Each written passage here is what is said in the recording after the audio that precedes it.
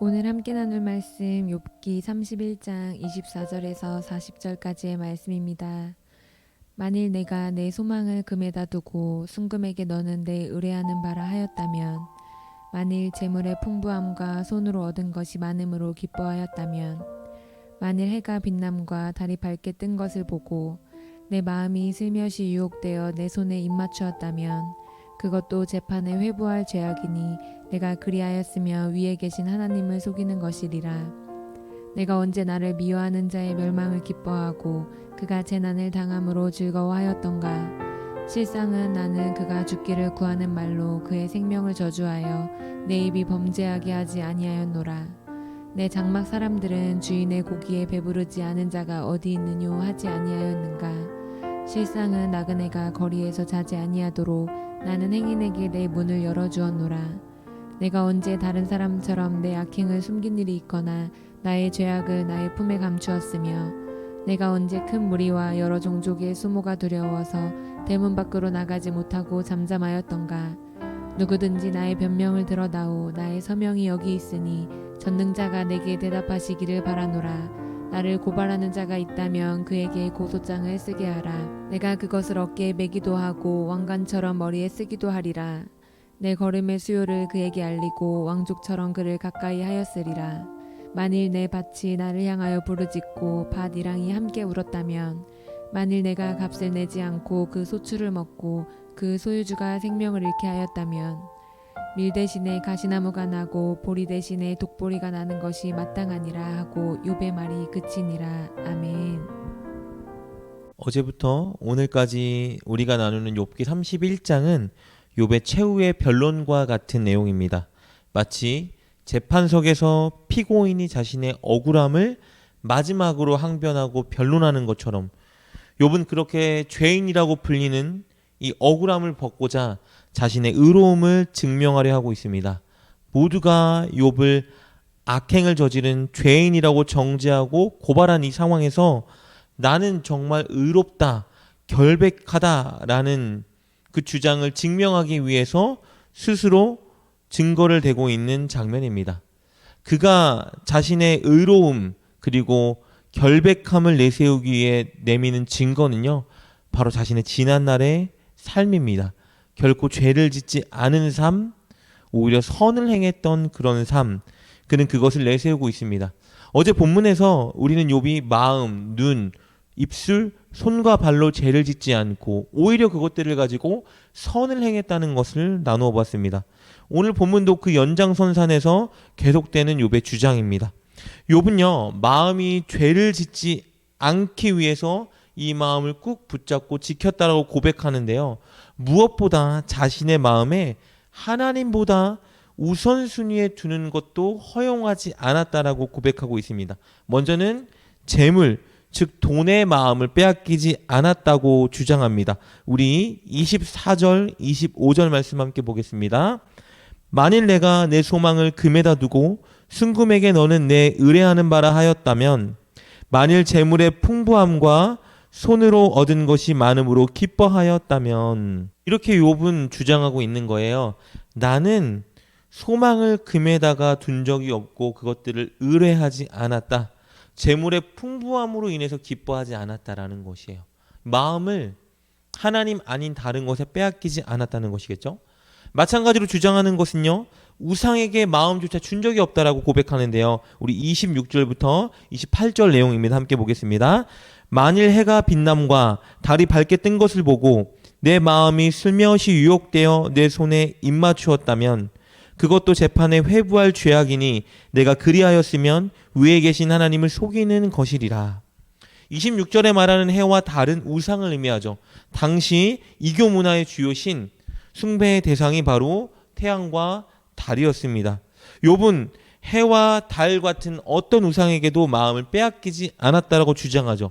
그 이유는 28절의 고백처럼 그것이 하나님을 속이는 행위라고 생각했기 때문이에요. 욥은 이렇게 자기의 마음도 늘 하나님을 의식하며 지키는 삶을 살았습니다. 또 연이어 고백하는 것은요, 자기의 마음과 입술을 이제 다른 영역에서 지켰다라고 말하는데요, 바로 원수에 관해서입니다. 우리 29절 30절 말씀 함께 보겠습니다. 내가 언제 나를 미워하는 자의 멸망을 기뻐하고 그가 재난을 당함으로 즐거워하였던가. 실상은 나는 그가 죽기를 구하는 말로 그의 생명을 저주하여 내 입이 범죄하게 하지 아니하였노라. 심지어 그를 미워하는 자가 큰 나쁜 일을 당했을 때 결코 기뻐하지 않았다라는 거예요. 입술로라도 자기를 미워하고 괴롭히는 원수의 어려움과 잘못됨을 기뻐하지 않고, 그리고 심지어 그들을 저주하거나 비방하지 않았다라고 고백합니다. 그리고 더 나아가서요, 자신이 실수하고 죄를 저지른 것이 있다라면 그는 그것을 숨기지 않고 드러냈다라고 말해요. 자랑하려고 드러내는 것이 아니라 자신의 죄를 인정하고 용서를 구하기 위해서 드러냈다라고 고백합니다. 우리 33절 말씀입니다. 내가 언제 다른 사람처럼 내 악행을 숨긴 일이 있거나 나의 죄악을 나의 품에 감추었으면. 정말 정직한 자죠. 늘 눈에 보이지 않는 하나님을 의식하며 살았기 때문에 가능한 일입니다. 마음을 늘 지켰고 양심을 속이지 않았어요. 그리고 결코 남의 것을 착취하거나 갑질을 부리지 않았다라고 또 주장합니다. 우리 38절, 39절 말씀 보겠습니다. 만일 내 밭이 나를 향하여 부르짖고 바지랑이 함께 울었다면, 만일 내가 값을 내지 않고 그 소출을 먹고 그 소유주가 생명을 잃게 하였다면, 그랬다면 벌을 받겠다라고 고백하고 있어요. 여러분 38절은요, 욥이 결코 남의 밭을 착취하지 않았다는 고백의 내용이에요.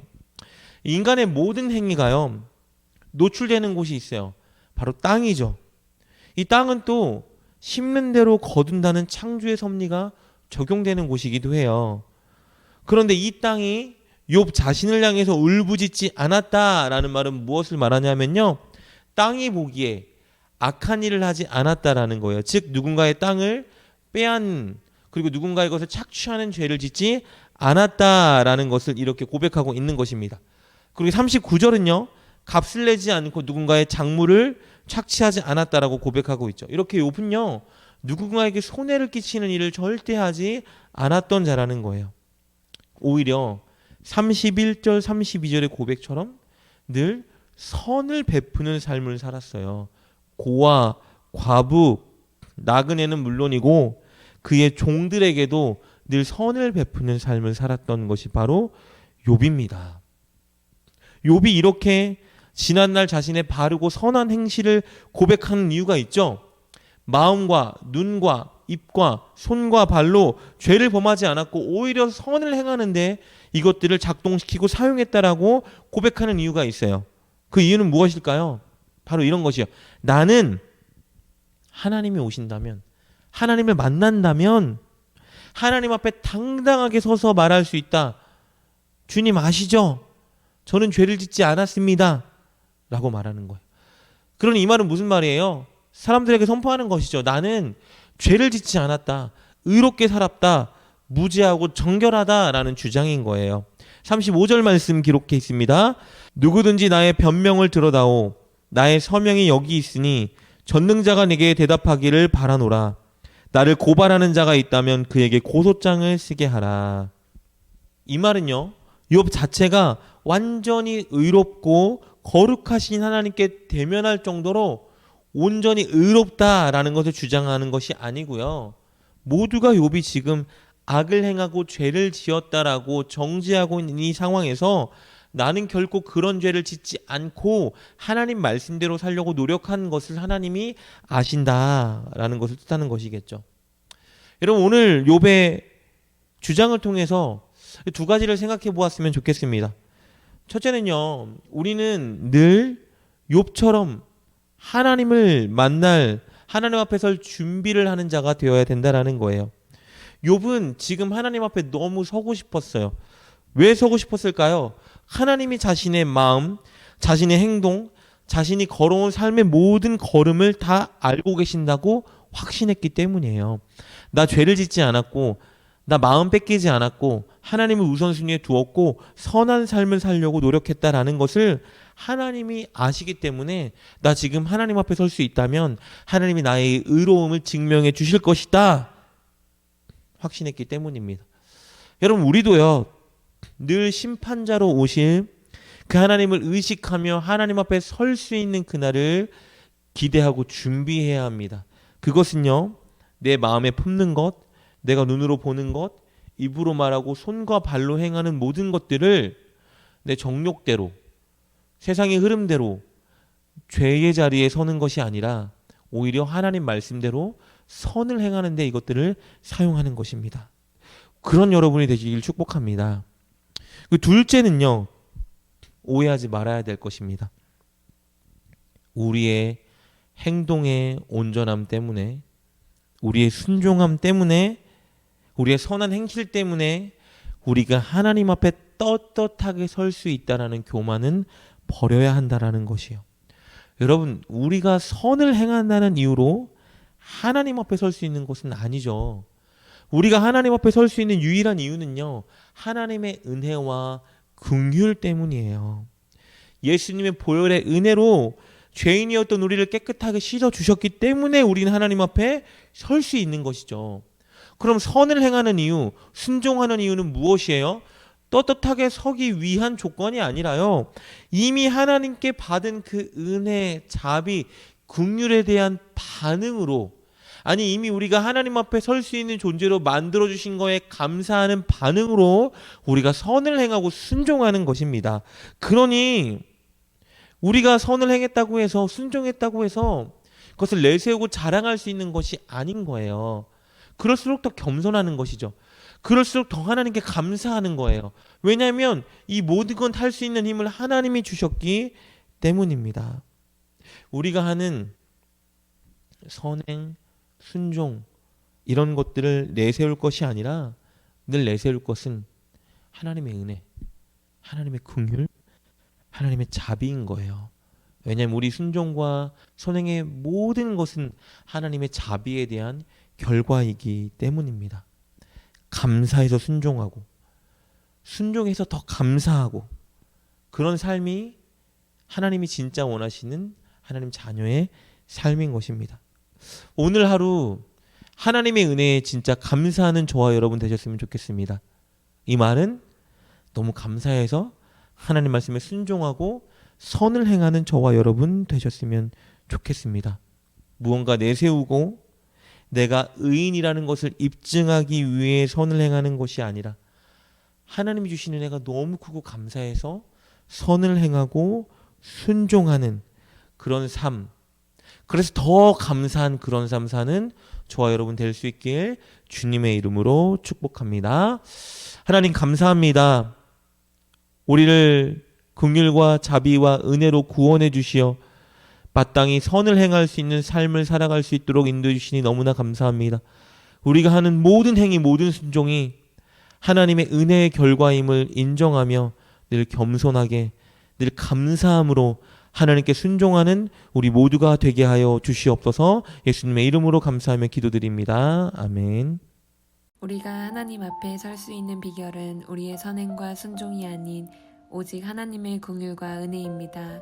그렇다면 우리가 선을 행하고 말씀에 순종하는 이유는 하나님의 그 놀라운 은혜에 감사하고 반응하기 위해서입니다. 하나님의 은혜를 입은 여러분, 오늘 마땅히 선을 행하고 하나님 말씀에 순종함으로 여러분을 향한 하나님의 한량없는 은혜에 감사하시길 축복합니다.